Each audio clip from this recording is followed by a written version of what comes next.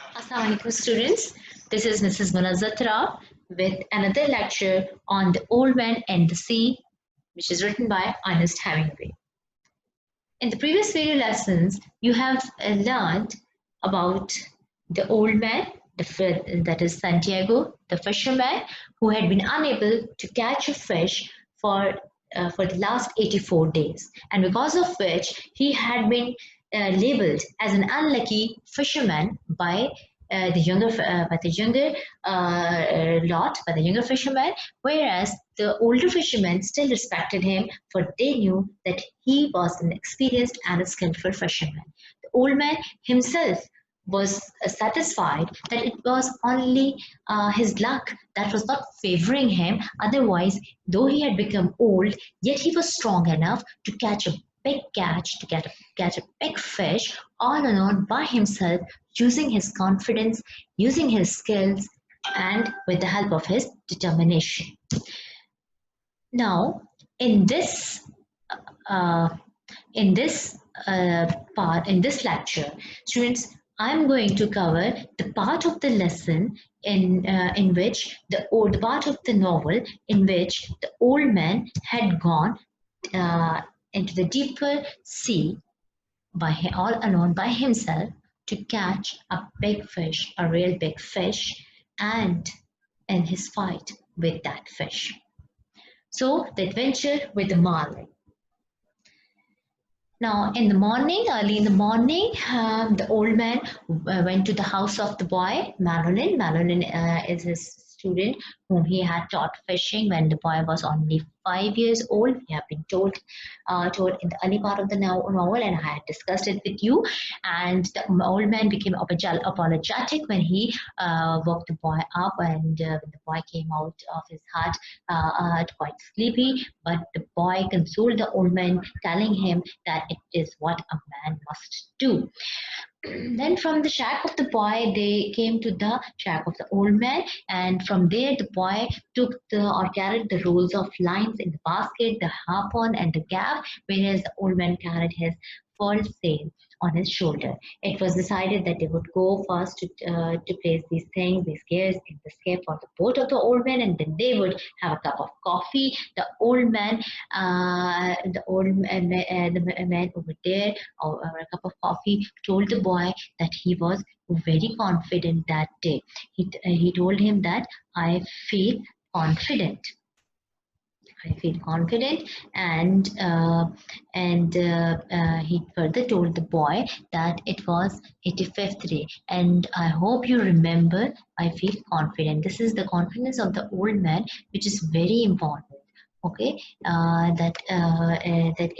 because it is related to the theme of optimism or hopefulness, and it is this optimism, this confidence, this hopefulness which had made the old man bear the remarks of other fishermen, younger fishermen about him, the derogatory remarks. Earlier we had been told that the old man had said that 85 was a lucky number, and they should go they should buy a lottery ticket of this number. The boy Malan told the older fisherman that the owner of his present fishing boat did not let him carry his gears, upon which the old man remarked, "We are different." And indeed, the old man proved to be different by catching a big fish, a big marlin, all by himself after a struggle of 3 days. And then we are also told that the old man was not interested in taking lunch with him. It was only a bottle of water which he would take with him, which he would carry with him. And the boy Madeline, as he had taken the permission of the old man, had brought 2 sardines, which the old man would be using as a bait for him. And it was he who bid farewell to him, wishing him good luck. So, so the old man and the boy, they had met at the harbor, and it was the old man had started started his journey to the deep sea all alone by himself. Then the Or then the old men rowed out of the harbor in the dark because it is still dark. There was no sunlight. There was no sun, and by hearing the sounds or voices of other fishermen, he could say that there were other fishermen, but there were other boats on the sea, but these boats were from other beaches, not from his harbor. And soon the old man felt the morning, and he could hear the flying fish. And here the theme of loneliness has been highlighted by the novelist. And the novelist says that these were the flying fish. These were the principal friends of the old man at the sea. So the theme of friendship and the theme of loneliness are highlighted. His friendship and principal friends or at the sea were the flying fish. And you will see that the old man will be talking to birds and fish over there at the sea. Then we are told about old man's views regarding the sea. For the old man, sea, though it was a source or it was a source of livelihood for the fishermen, for the old men, and for human beings in general, yet there are certain dangers which a man faces on the sea. And being a fisherman, old man also faced such dangers all throughout his life. And however, even then he regarded sea as a women, whereas the younger fishermen, they spoke of it as if it were a man or in a masculine sense. And they even considered sea as their contestant and then the old man when he as he reached the deeper part of the sea, he decided to work where there were the schools of Bonetta and Albuquerque, as his skills told him that there would be a big fish near them. Before it was really light, the old man had set his baits, his lines. The two deepest lines were covered with the sardines, the fresh sardines that the boy had given to him. However, there were two baits on the lines which were covered with the star, yellow jack, and blue runners, which were already used by him. He was a very skillful fisherman, and his precision of setting the lines have been highlighted over here. Here, the old man set his lines at different depths. He had set his first line at 40 fathoms, the second at 75 fathoms, and the third one at 100 fathoms, and another one at 125 fathoms. And all of these were covered with the tempting baits for the fish. Okay, then now the old man, he was ready to catch the fish. Another thing which he had done over there was to make arrangement for the availability of 300 fathom of line in case of catching a fish. He thinks that I keep them with precision, only I have no luck anymore. But who knows, maybe today, every day is a new day. It is better to be lucky, but I would rather be exact, that when luck comes, you are ready. So his optimism that every day is a new day. Every day is dawned with the new opportunity, and then and then one should be prepared for the opportunity to come. As when the opportunity would knock at the door, one should be ready. Then then the sunlight hurts him, and then he saw a man of war bird. And when he saw it, he he knew that a school of dolphins would be there, and he was.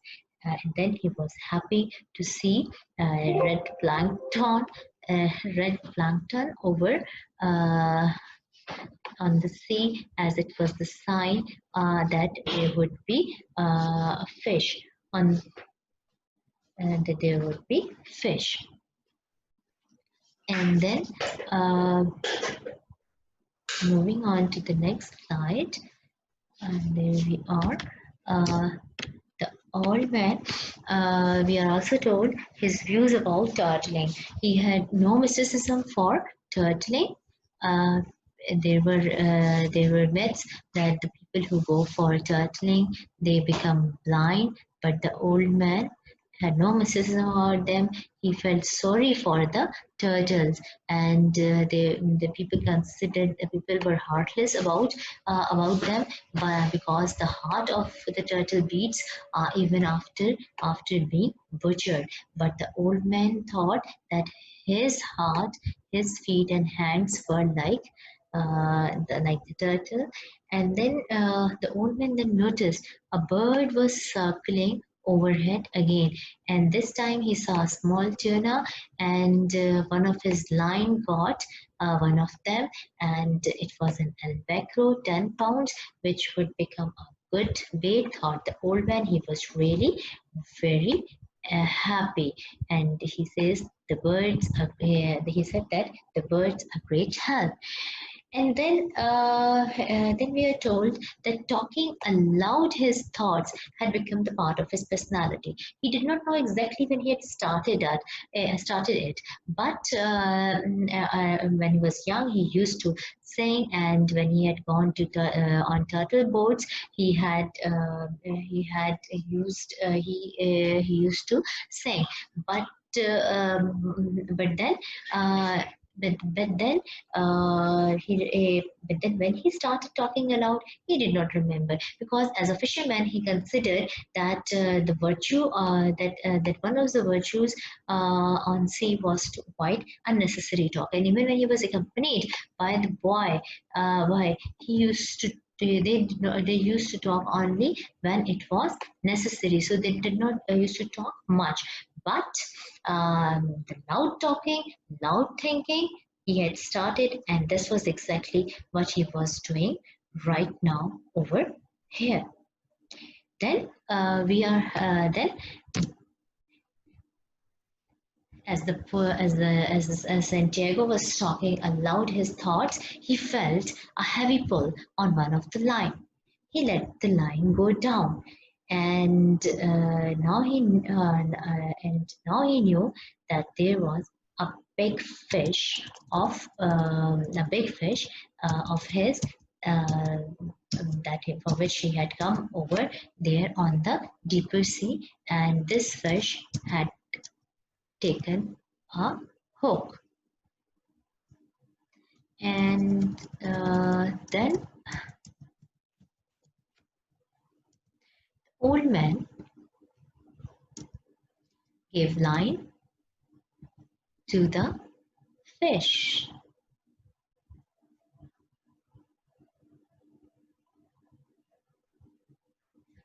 Sorry, I have skipped one slide. Before, when he had started talking aloud, he had also thought about the radio, which other boats, other motor boats had, and he wondered that the people on other boats would be getting baseball news. He regretted that he had not learned about what was happening in the baseball match, and then he reminded himself, asking him to single-mindedly focus on one thing, that is fishing, for which he was born. And then he could only, at the point where he was in the sea was the deep sea, and from where he could see only the blue hills, no shore and no land. It was hot day, and sweat was trickling down his back, and he told to himself that he should keep his that he should be resolute. It is determination which is very important. But today is 85 days, and I should fish the day well. So he stated his determination. And then while checking the weights on one of the line which was 100 fathom down, it was he noticed it was being eaten by a marlin, and it was a month of September. He knew that it would be a big fish. He told the fish to eat them, and but suddenly he felt that the fish had left, and he got a bit worried, a bit worried, and then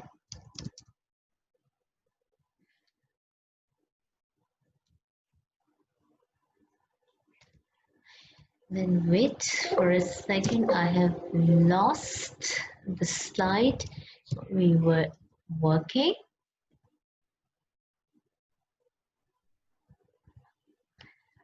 Okay, so then he again felt the heavy weight of the fish, and he was working with his left hand, and now he had joined the two reserve coils together, so that he had 340 fathom coil of line in reserve beside the coil he was using, and then he felt more weight. He was happy. The fish had the bait. Now instead of eating the bait, the fish kept the hook in its mouth, and it started struggling for its life.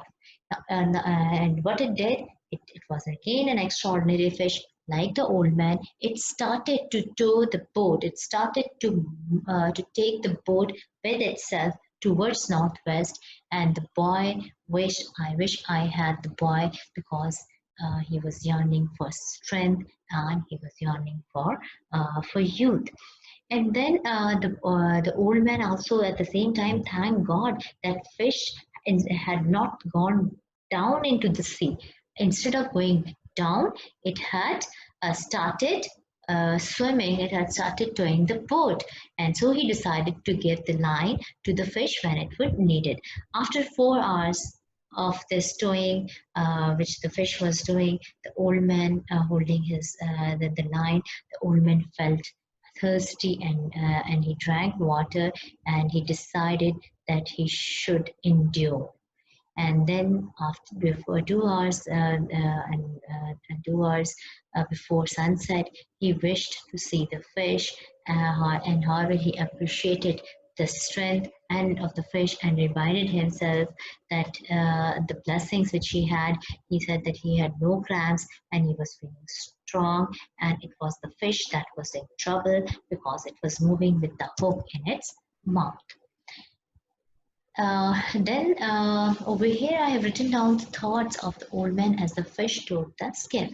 The fish didn't change its course or direction. It kept on moving. The old man wanted to see his opponent desperate. He was desperate, but he knew that he can't see. He could not see it until it came up, and both of them could do nothing to help each other. Again, the boy wished for the boy, and he said that no one should be known at the old age, and he reminded himself of eating the tuna which he had caught. And in the meantime, two porpoises came over there, and we are told that he told the difference between the two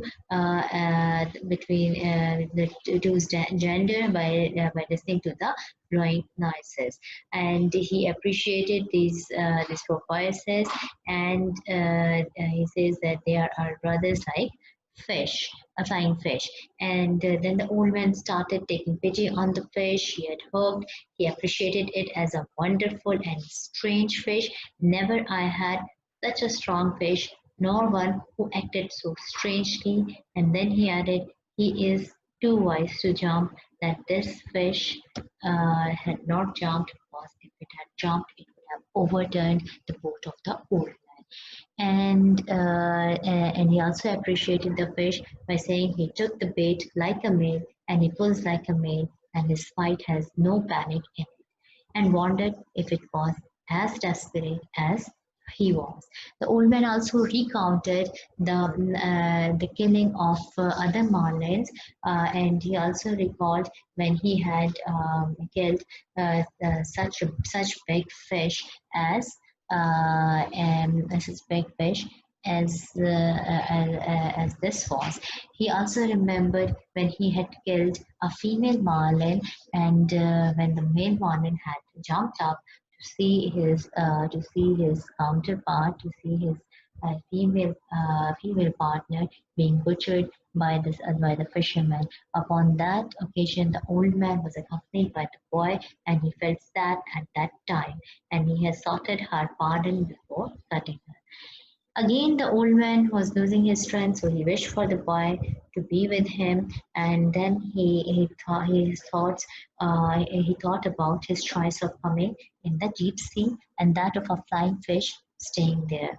He said that they had been joined together by fate, and they can't help each other, and they could not help each other, and he even thought about being someone else other than a fisherman, but then he told to himself that he was born to be a fisherman. So this is how the first day and night ended. Now the second day dawned. Loudly, he wished for the boy to have been with him, and then he cut the last line and hooked the two reservoirs. Now he was satisfied that he had attended to all that could trouble him. He reminded himself that the boy was not there. He had to manage all alone in day or during night. This was his realistic approach to it. Then, while handling the fish, which surfaced, the old man got a cut on his hand, and he adjusted the line on his shoulder. He was terribly he was in terrible pain. He felt stiffness in his back. However, he did not want to lose this catch of his, as it was his honor was at prestige. So he told the fish. Now he started talking with the hooked fish. He told the fish, "I will stay with you until I am dead." And then both moved steadily. Sun rose. The old man knew the fish was heading north, while the sea current was eastward. And over here, the old man wished the fish to move along the current. It would be a sign of its exhaustion. However, up to now, the only favorable sign was that the fish was not swimming in a greater depth, rather it was swimming at a lesser depth. And the old man first thought of increasing the tension in the line, but then he decided against it, because in that case his boat would have overturned. Dear students, this is all for today, and in the next lecture I'm going to discuss with you the remaining part of his fight with the fish. Up till now, for now, the homework assignment which I want to give you is to write the summary of this part of the novel which we have done in this video.